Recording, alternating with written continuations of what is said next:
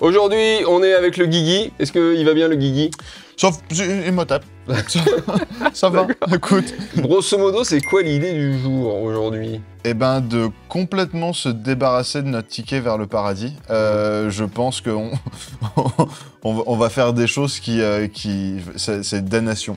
Ouais, immédiate. C'est vrai qu'il y a des règles dans le monde de la guitare et dans le monde des pédalboards. Il y a des règles. Est-ce que tu peux grosso modo nous dire les grandes règles des choses qu'il ne faut pas faire? Parce que avant de faire n'importe quoi, voilà. On va quand même essayer de... Voilà, on va expliquer ce qu'on aurait dû faire avant d'expliquer ce qu'on va faire. Le problème, c'est que c'est vraiment subjectif dès le départ. L'ordre des pédales a rien à voir, les pédales peuvent aller dans n'importe quel ordre, n'importe quel sens, c'est pas le problème. En règle générale, il y a un certain ordre dans lequel on va placer les pédales d'effet sur un pedalboard pour avoir le son qu'on attend, on va dire le son, je dirais, conventionnel de votre overdrive, votre distorsion, votre reverb, votre delay. Aujourd'hui, on a fait l'inverse. Grosso modo, la première règle... Ça va être pédale dynamique d'abord, donc fuzz, overdrive, distorsion. Peu importe dans quel ordre à ce moment-là, il y en a qui préfèrent du plus saturé au moins saturé et d'autres à l'inverse. Ça, c'est vraiment une question de préférence, mais pédale dynamique dans un premier temps, ensuite modulation dans un second temps, et enfin effet temporel, donc délai, reverb, ces choses-là. Et l'ampli en fin de chaîne. En fin de chaîne. Ok. Moi, j'ai toujours entendu dire qu'il y avait une histoire avec les fuzz, notamment les vieilles fuzz et les buffers. Alors déjà, est-ce qu'on peut expliquer vite fait ce qu'est un buffer ou pas? Est-ce que tu te sens? Oui, à partir du moment où il n'y a pas de scientifique dans les commentaires, ça devrait bien se passer. Le buffer, c'est juste quelque chose qui va remettre en gros à niveau le niveau de sortie de votre instrument. Donc après avoir survécu à l'impédance du câble qui arrive dans le pedalboard, c'est remettre votre signal de guitare à un certain niveau de manière à ce qu'il soit affecté par les pédales, comme si c'était directement branché dedans. Et donc le buffer va pouvoir se trouver en début de chaîne, en début de pedalboard ou en fin de pedalboard, peu importe où, au milieu, pour, voilà, en gros, essayer de rebooster un peu ce signal de guitare pour qu'il arrive dans l'ampli aussi propre que faire se peut. Et donc effectivement, c'est historiquement pas top de mettre ça avant une fuzz, parce que la fuzz, elle aime bien voir l'impédance de la guitare telle qu'elle est après, sans être modifiée. Ouais, parce que ça va vachement réagir avec le bouton de volume, exactement, etc. C'est ça. Alors c'est toutes les fuzz qui sont sensibles justement à cette impédance ou pas? Non. Dans une certaine... Alors, on a l'impression que je pose des questions exprès, quoi. C'est fou, quand même. On a l'impression qu'on a préparé cette vidéo. Non, elles ne sont pas toutes sensibles, ou en tout cas pas toutes dans la même mesure de toute manière. Et c'est vrai que c'est un peu une histoire qui date. C'est les premières pédales de fuzz ou certaines topographies de circuit qui effectivement étaient sensibles à l'impédance d'entrée du signal audio. C'est vraiment plus...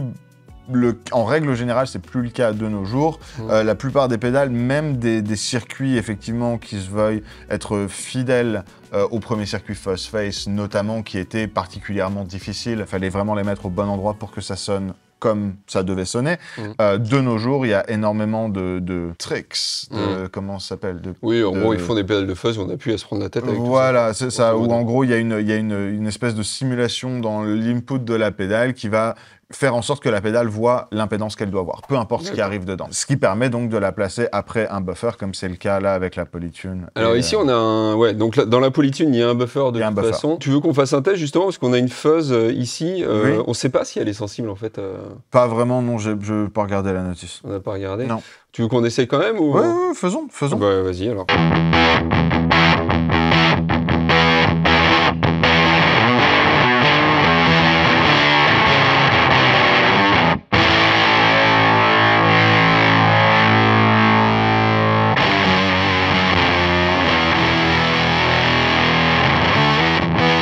Elle sonne très bien quand même. Putain. En tout cas, avec le buffer, moi je prends. Hein. Quand on essaye sans le buffer, du coup, on fait quoi? En direct? Ouais, on va faire comme ça, ouais. T'as vu, j'ai mis des câbles silencieux absolument partout. Comme ça. Écoute, je savais même pas que ça existait. Des câbles silencieux. Incroyable. Magie. Hop! C'est génial. Et donc, voici le son directement dans la fuzz sans buffer.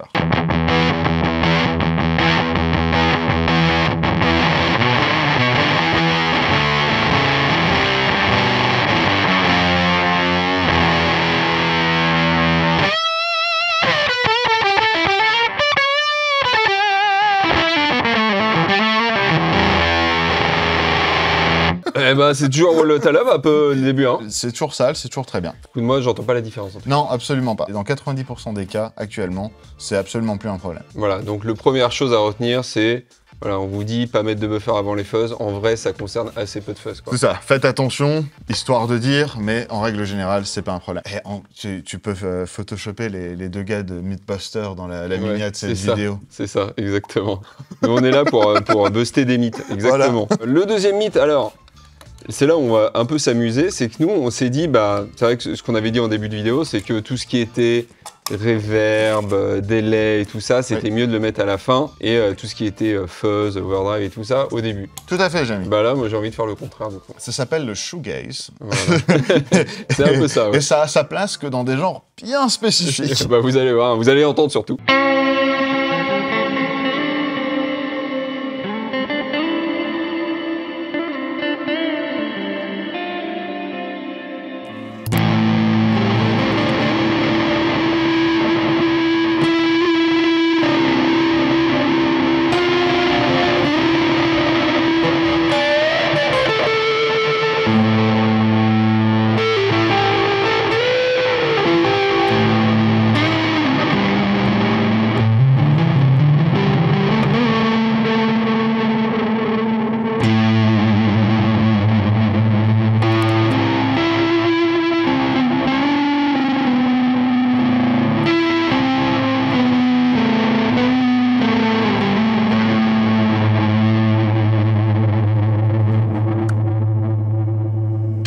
On nous aurait menti ou pas? On nous a menti. Alors oui, c'est pas le son que tu vas utiliser sur toutes tes prods partout quand tu vas faire une session blues avec tes copains. Toujours envie d'avoir l'impression d'écouter Pink Floyd, mais sous l'eau. Voilà.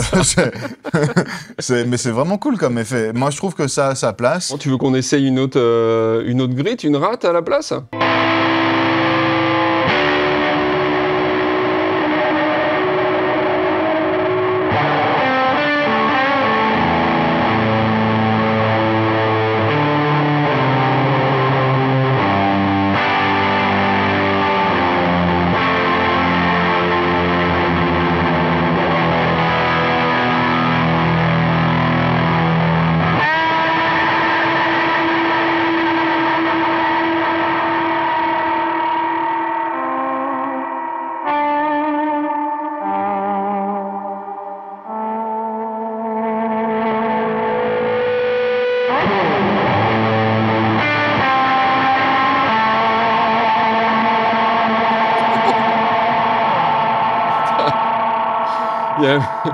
Il y a un petit feedback qui est parti pile poil au bon moment. Je sais pas comment t'as fait.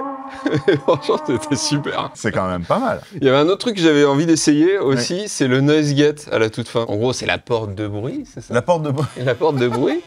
Le noise gate, grosso modo, ça sert à quoi? À gaiter le noise. Ça permet de couper en fonction de son placement dans la chaîne, que ce soit sur le pédalier ou dans la boucle d'effet de l'ampli, qui est aussi un emplacement assez traditionnel pour ce genre de truc. Ça va permettre donc de couper le son passer un certain seuil. Donc, en règle générale, ce seuil, ça va être la différence entre le son de la guitare quand elle est jouée et le son de la guitare avec les cordes étouffées, où on va avoir ce petit hiss de fond, ce bruit... surtout avec des micros simples, et surtout quand on utilise beaucoup de saturation, où il y a tendance à avoir... là, c'est avec des micros doubles, mais... Voilà.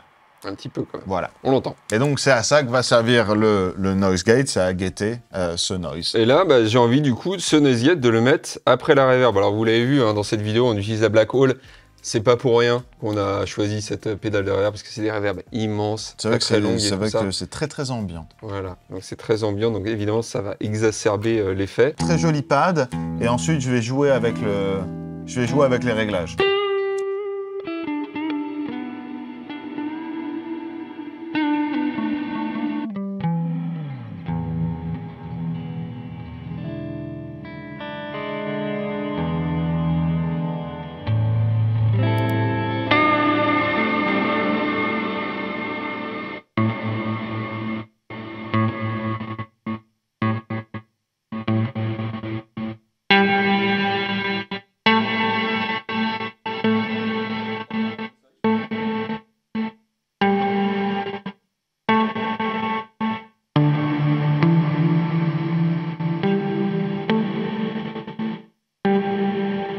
Bon. C'est bien que tu aies dit ça, parce que ça marche pas. Typiquement, ne le faites pas. Alors après, il n'y a pas que des conneries. Ça m'a fait penser à un truc. Et effectivement, c'est bien parce que là, tu as le contrôle de mix sur la Black Hole. Donc tu peux déjà faire un truc où le son de ta guitare, il a complètement disparu. Ouais.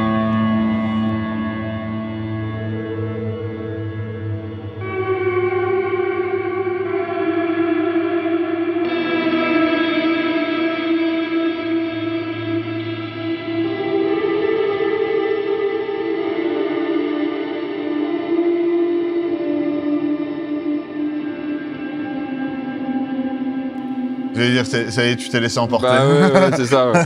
Mais en fait, moi, ce que je pense, c'est que ça pourrait être cool. Alors là, dans le cas présent, c'est pas possible et j'ai pas vraiment d'exemple en tête, mais d'avoir une gate qui permettrait de couper complètement juste la note de départ, donc le mettre en gros dans une espèce de boucle d'effet de reverb, où du coup tu peux laisser la reverb, donc c'est comme si tu avais le mix au taquet, ce son-là complètement...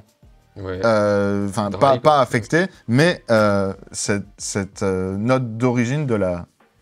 Ouais, c'est ça. Ouais. En tout cas, ce qui est marrant, c'est de voir que le principe de la reverb gaieté, qu'on appelle ça, c'est un truc qui, depuis Phil Collins, depuis les années 80, sur la batterie, c'est un truc qui existe. Oui, c'est vrai, c'est vrai. Bah oui, en fait, c'est une époque où les reverbs étaient de toute façon très très longues, donc il fallait les couper. Donc c'était la méthode pour les couper, voilà. Exactement. Ouais, c'est vrai que j'avais pas pensé comme ça. Et d'ailleurs, en parlant de bruit chelou, j'ai envie d'essayer. J'ai envie d'essayer la Mainframe, qui elle est un beat crusher. Donc c'est pareil, beat crusher, c'est en gros ça simule, vous savez, c'est quand c'est numérisation, on va dire un peu cheap. Voilà, qui numérise sur très peu de bits, sur très peu des fréquences très peu élevées. Et on peut avoir des sons assez cool, quoi. Je sais pas si tu veux essayer. Du coup, ce serait de prendre un son de guitare parfaitement acceptable et de le rendre non acceptable. Ouais, puis toujours, balancer des reverbs. Est-ce que tu veux essayer aussi de mettre des... Vas-y, lo-fi delay. Allez.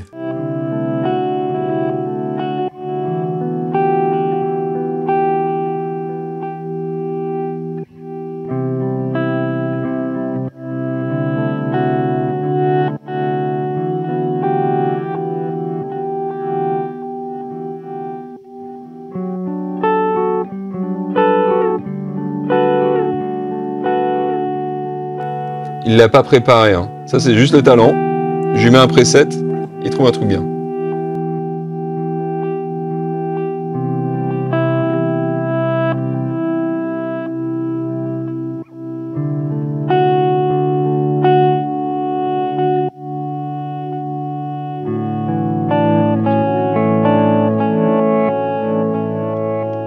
C'était un peu trop bien là, je trouve. J'ai envie de te pourrir.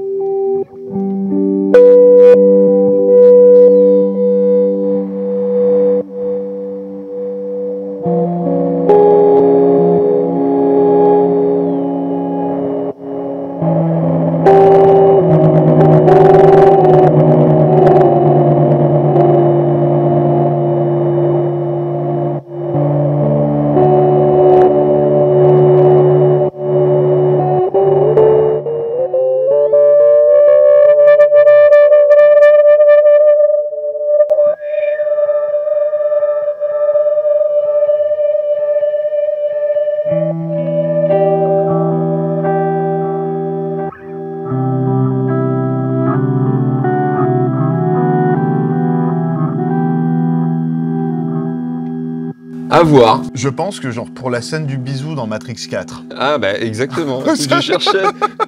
J'étais en train de réaliser ce film et je cherchais une musique pour cette... Justement. Mon gros problème avec ce qui est en train de se passer là derrière, c'est que... ça joue tout seul déjà. Et puis j'ai pas l'impression qu'elle ait une grande notion du tempo, la Red Panda. Je la connais absolument pas, mais là... Alors il y a un tap. Elle m'a fait des choses...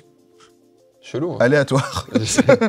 Et là, c'est vraiment, ouais, parce que c'est des pédales qu'on a pour la plupart jamais essayé. Moi, en tout cas, c'est vrai que la particle de répondance, j'ai jamais essayé. Et c'est super cool parce que là, j'ai le premier accord, c'était parce que mi mineur, hein, il faut. Ouais. Mais au final, elle te fait partir dans des directions où tu serais pas nécessairement allé non plus.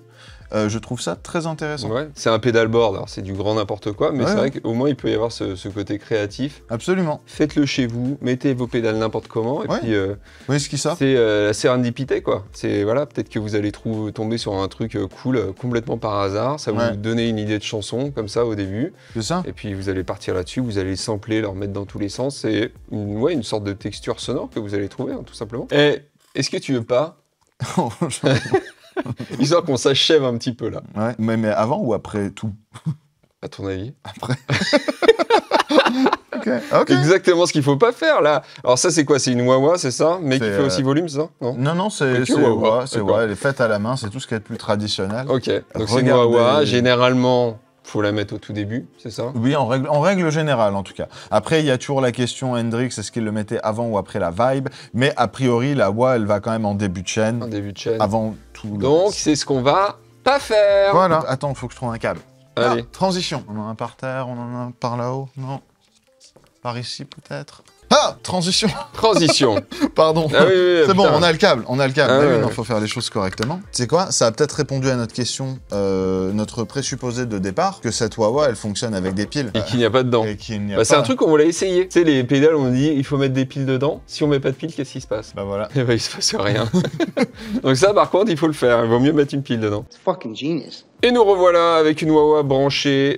Tout va bien. Qui normalement. fonctionne sur alimentation.